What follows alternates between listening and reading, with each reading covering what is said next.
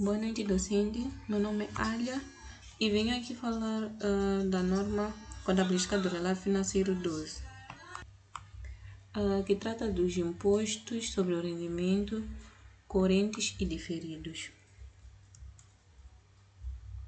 Para guiar a minha exposição ou apresentação, a apresentação está estruturada nos seguintes pontos. Começarei pelo objetivo e o âmbito da norma para fazer perceber o seu propósito e onde se aplica. Depois mergulharei nos conceitos chaves, a base fiscal, o reconhecimento de impostos correntes e diferidos e a sua mensuração. E para clarificar a teoria, apresentarei algumas dúvidas frequentes e finalmente aplicarei todo este conhecimento na resolução de casos práticos. O objetivo central da norma contabilística do relato financeiro 12 é o de estabelecer como uma entidade deve contabilizar os impostos sobre os seus lucros. A grande inovação aqui é que não olhamos apenas para o imposto do ano corrente, mas também para as consequências futuras das transações de hoje. Isto é crucial por duas razões principais. A futura recuperação de ativos. Quando registramos um ativo no balanço, precisamos de pensar quando vender ou usar este ativo, como é que o fisco vai tratar o seu valor? A diferença entre o valor contabilístico e o valor fiscal cria um imposto diferido. A outra razão principal mencionada é que tem os eventos do período corrente, onde as transações que reconhecemos nas demonstrações financeiras no ano em curso podem ter um tratamento fiscal diferente, gerando impostos correntes a pagar ou a recuperar. Passando para o âmbito, para efeitos desta norma, o imposto sobre o rendimento inclui todos os impostos baseados nos lucros tributáveis, quer sejam impostos nacionais, quer estrangeiros. Os impostos sobre o rendimento incluem também impostos retidos na fonte a pagar por uma subsidiária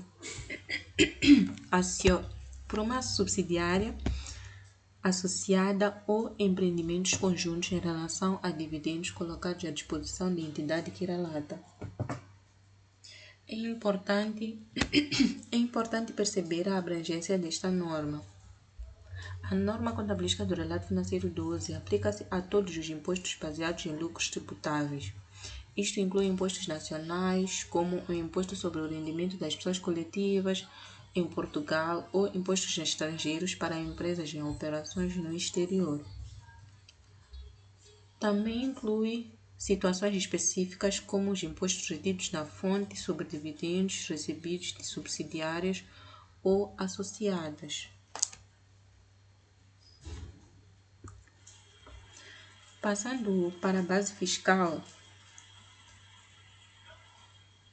A base fiscal de um ativo é a quantia que será dedutível para efeitos fiscais contra quaisquer benefícios econômicos tributáveis que fluirão para a entidade quando está a recuperar a quantia registrada do ativo, se esses benefícios econômicos não forem tributáveis.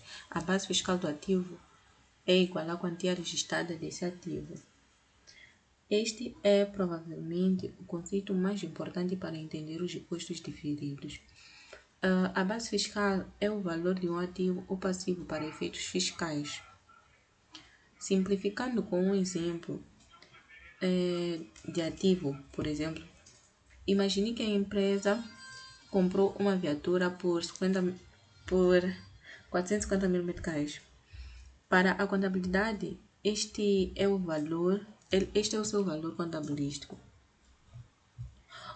No entanto, o fisco pode permitir uma depreciação acelerada e no final do primeiro ano o valor fiscal, ou seja, a base fiscal da viatura, é apenas 100 mil meticais. existe uma diferença de 350 mil meticais. Esta é uma diferença temporária. E quando a empresa vender a viatura, do ponto de vista contabilístico, terá um ganho ou uma perda sobre 450 mil meticais, mas fiscalmente será sobre 100 mil meticais. Essa diferença de 350 mil meticais será um lucro tributável extra. E a empresa está a ganhar o benefício fiscal agora, ou seja, tem maior depreciação, mas vai pagar imposto sobre isso no futuro. E isso gera um passivo por impostos diferidos. E se não houver diferença entre o valor contabilístico e o valor fiscal, a base fiscal é igual ao valor contabilístico.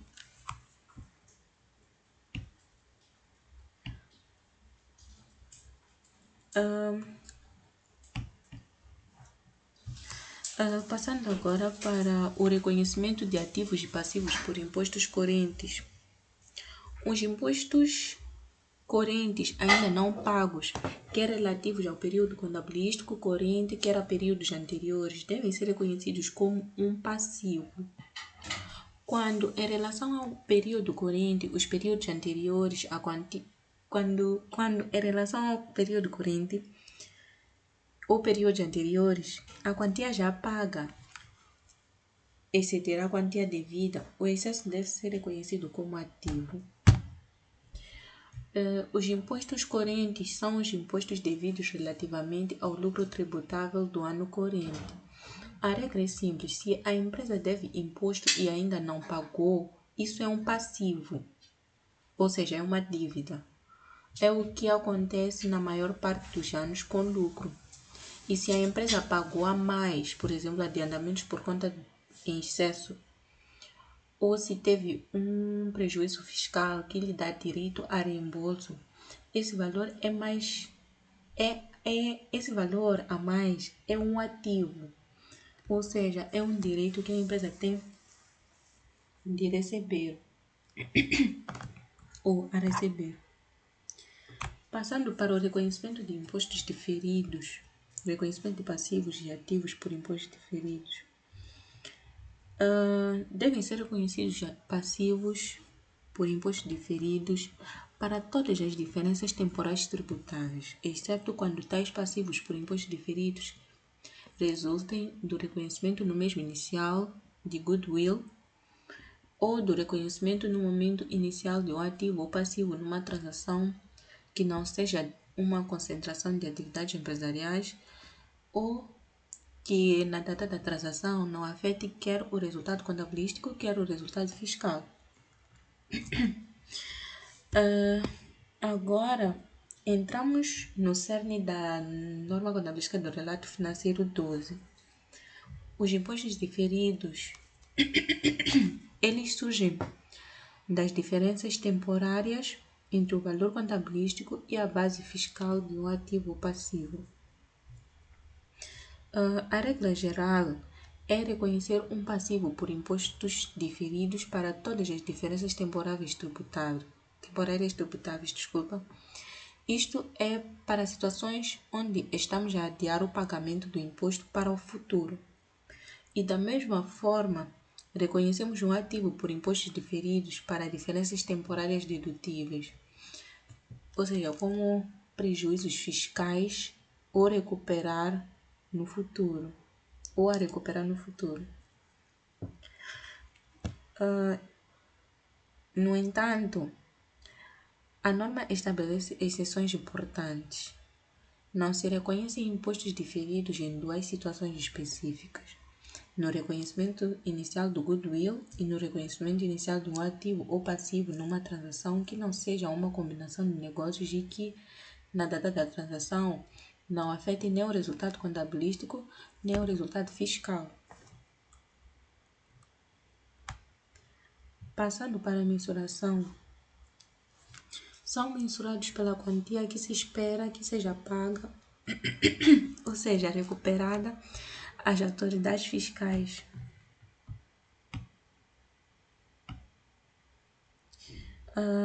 Tanto os impostos correntes como os diferidos são mensurados usando as taxas de imposto que foram substantivamente legisladas até a data do balanço.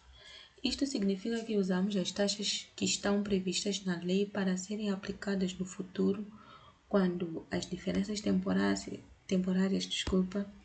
se revertem.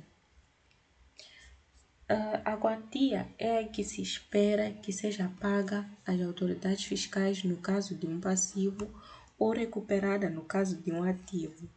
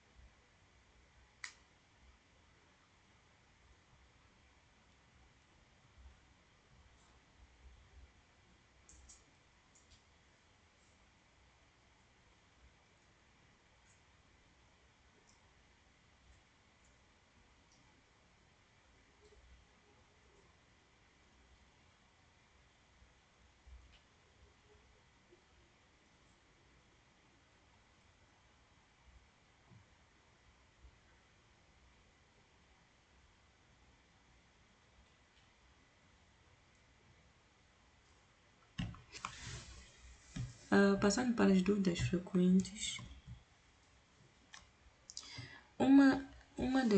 algumas das dúvidas frequentes que mais existem sobre a nova contabilística do relato na CEP12 é: devo reconhecer sempre ativos de imposto diferido? Posso reconhecer no ano ativos por imposto diferidos de situações provenientes dos anos anteriores? Devo manter os ativos por impostos diferidos reconhecidos em anos anteriores? A resposta para a primeira questão, devo reconhecer sempre ativos de imposto diferidos, é não, porque só se reconhece um ativo por imposto diferido se for provável que existam lucros tributáveis futuros contra os quais esse ativo, por exemplo, um prejuízo fiscal, possa ser utilizado. Se não houver essa probabilidade, não se reconhece. Para a segunda questão, posso reconhecer num ano ativos por impostos diferidos de situações provenientes de anos anteriores? A resposta é sim, porque se numa empresa, surgirem lucros no ano N, ela pode reconhecer um ativo por impostos diferidos relativo a prejuízos fiscais de anos anteriores, ou seja, ano -1, ano N-1, N-2, etc., desde que se cumpram os critérios de probabilidade de geração de lucro futuro. E para a questão 3, devo manter sempre os ativos por impostos diferidos reconhecidos nos anos anteriores? A resposta é não, porque em cada data de balanço, a empresa deve reavaliar a recuperabilidade desses ativos. Se deixou de ser provável que uma empresa ou seja, que a empresa tenha lucros suficientes para os utilizar, o ativo deve ser revertido, ou seja, eliminado, o que vai impactar o resultado desse ano.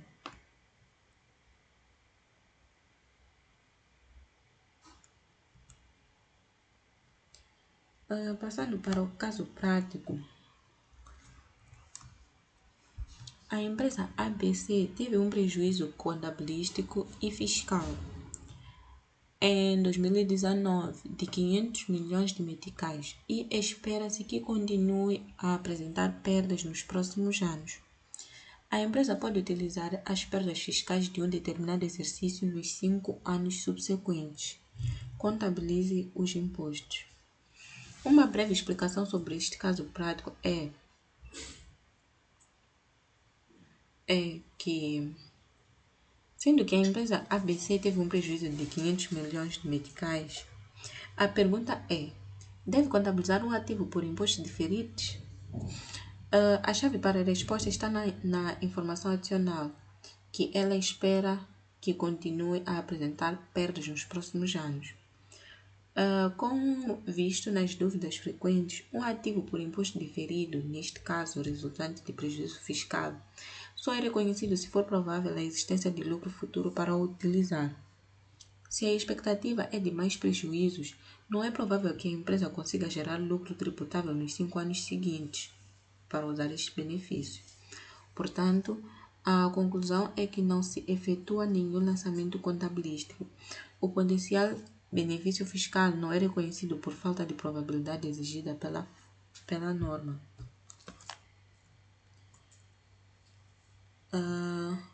Para o caso prático 2, a empresa Kumba e Filhos teve um prejuízo contabilístico em N de 1 milhão de meticais assim determinado, lucro normal 500 mil meticais e provisão para reestruturação 1 milhão e 500 mil meticais. Não, 500 mil meticais, desculpa, houve um erro aqui. 500 mil meticais. E nota, sabendo-se que se espera ter lucro tributáveis nos próximos 3 anos de 2 milhões de meticais, efetue os lançamentos apropriados de acordo com o método do efeito fiscal. Aqui é 1 milhão mesmo.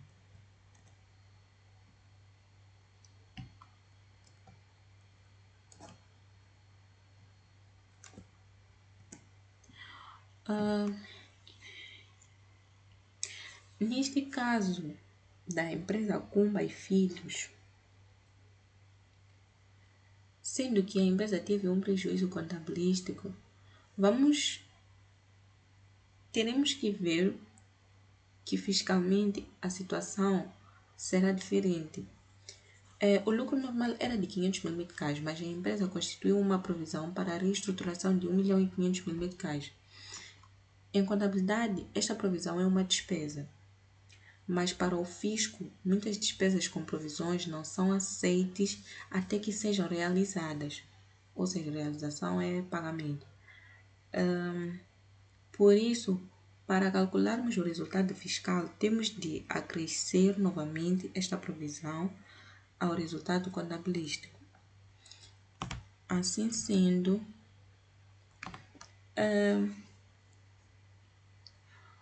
o resultado contabilístico será de 1 milhão menos 1 milhão e 500 mil menos 1 milhão de meticais. Vai-se acrescer a provisão não aceite de mais de 1 milhão e 500 mil meticais. E o resultado fiscal será de 500 mil meticais. Sobre este lucro fiscal, a empresa tem de pagar o imposto, assumindo uma taxa de 25%. O imposto corrente a pagar é de 125 mil meticais. O IRPC, neste caso, a pagar será de 125 mil meticais. Mas a provisão, na provisão, ela criou uma diferença temporária dedutível. O valor contabilístico do passivo, ou seja, a provisão, é de 1 milhão e 500 mil meticais. mas a sua base fiscal é zero, porque o fisco não a reconhece. Esta diferença gera um ativo por imposto diferido, porque quando a empresa pagar a reestruturação, essa despesa será aceita fiscalmente e reduzirá o lucro tributável futuro. E o valor deste ativo é 25% de 1.500.000 meticais, que seria 375 mil meticais.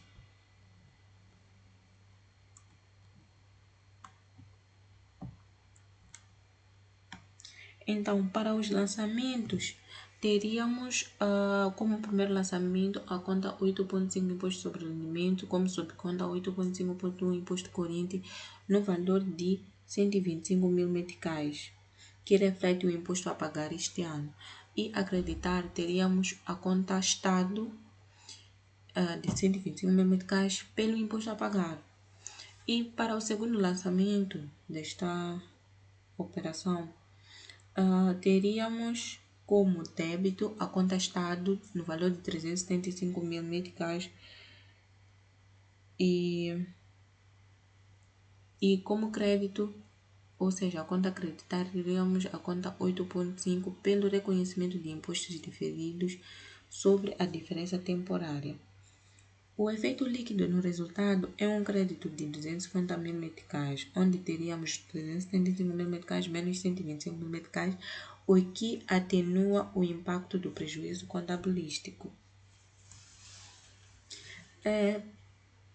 Em resumo, a norma 12 exige que pensemos no imposto não como uma mera despesa do período, mas como um elemento que conecta o presente ao futuro das demonstrações financeiras.